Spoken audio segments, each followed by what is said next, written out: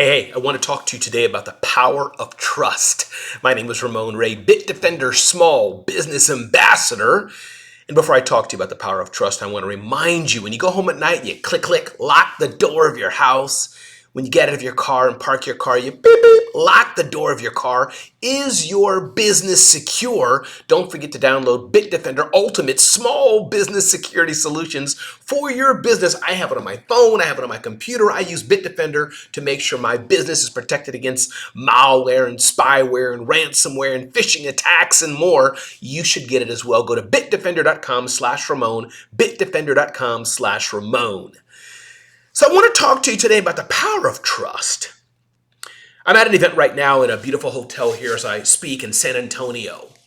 And with a client, a vendor that I work with at an event they host. And over the years, I've noticed that their philosophy is more very trusting. And how they work in general is we try first. We know we may make mistakes, but we'll get better and better. We're in it for the long game. We're not all about flash and things, but incremental progress focused on our customers and not charging our customers inordinate or tons and tons of money that we don't need to do that and more. They're not a public company, but they're a very a successful company in it for the long game. So I want to put that context. And I go to many events around the world. The events you go to, the hotel always demands, give us your credit card for incidentals. And when I've worked with this company for many years, their hotel, they don't demand that. They say, we'll take care of it all. And I've asked him several times over the years, why is that? And the bottom line, how I say it, what they have is we trust. And based on what I can gather, most of the times, they've never been burned. Nobody's put $10,000 of liquor on their card. Nobody's put, gotten a $2,000 limousine and went around town on an Uber.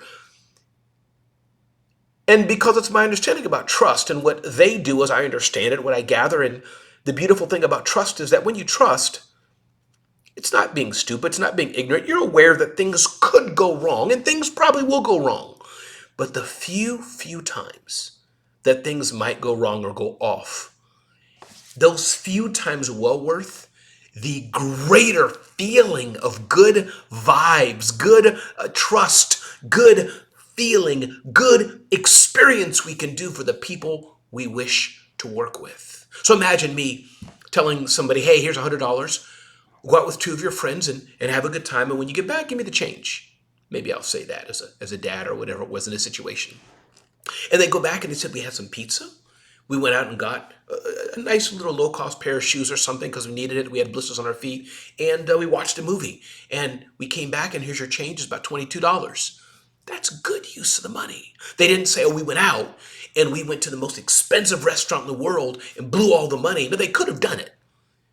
But the power of trust is that trust is a two-way street. And when people know that you trust them, most people will want to do good. Most people will want to do right. Most people will want to do well. When people know you don't trust them, or you have the limitations that may be even reasonably expected, they may never say it. Maybe things are normal, but it's either they're going to think, they don't trust me, or they're going to think the same thing. They're going to think like when you go through TSA, we're all checked. That's a different story, of course. We're all checked for bombs because you don't know people. But the point I'm trying to make is that there's a choice is that when you do trust, that can be a competitive differentiation. That can be a competitive experience. That in itself, just by the fact that you trust, could be where you're telegraphing to the world, telegraphing to the people that you know, this is how we work. The DNA of our company, how we flow overall, is based on trust. Now, this is not ignorance. If somebody has proven they can't be trusted, we just may not work with them. We may not just invite them back. But as you have that circle of trust, it's a beautiful way to work because then you can work on and move on things that are more important. You can do things that are just better for everybody. You don't have to focus on micromanaging this and that, or was it $2, was it $4, was it $7? You're like, no, do what you need. And even the hotel I'm out here, the Wi-Fi's open. Why do I have to register? Why put it in my room? Is it like you're going to have 4,000 people overwhelming your Wi-Fi servers? This is 2025. Everybody has cell phones, everybody has Wi-Fi, everybody has connectivity. So 99% of the people in your hotel, they need Wi-Fi access. Why lock it? So kudos to this company I'm with, and I'm not going to say their name per se because I didn't get permission to talk about this per se, and I kind of want to keep that special gem to them. But think about you next time when you have an event, when you're doing something with people, the power of trust. How do you show up and let the world know we're a trusting organization? Our DNA is like this. How we think is like this. And kudos to them. Just everything they do is it's simple. We'll try to do it on our own first. Let's see, do we have internal resources? Let's not be extravagant with it, but not be cheap. But we don't have to be extravagant.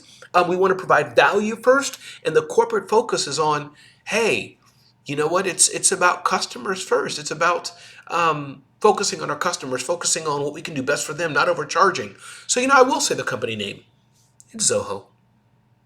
So now you know, Zoho, you got it going on. Hey, I'm Ramon Ray from San Antonio at Zoho Small Business Influencer Meetup Mastermind. Hope this little insight was good for you, and let me know what you thought about it. Thanks.